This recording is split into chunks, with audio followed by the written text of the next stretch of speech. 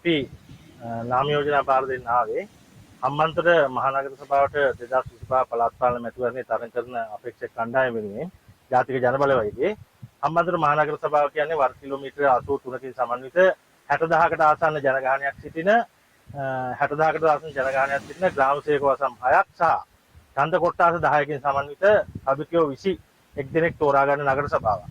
අපි දන්නවා හම්බන්තොට නගර සභාව මීට ඉතිහාසයේ මෙතෙක් කල බෙදිලා ගමේ බලය ඉල්ලගෙන සභාව ඇතුලේ එකතුව ගමනක් ගිහිල්ලා ප්‍රදේශයට අදාළ සංවර්ධන වැඩසටහන් නොගිය බව.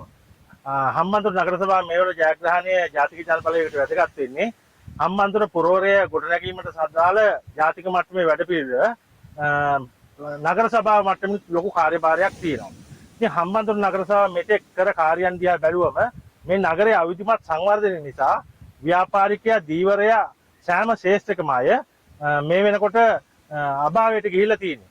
ඒ නිසා මේ නගරය ගොඩනැගීමේ කාර්යභාරය හම්බන්තොට නගර සභාවේ අපේ කණ්ඩායමට ලොකු වගකීමක් තියෙනවා.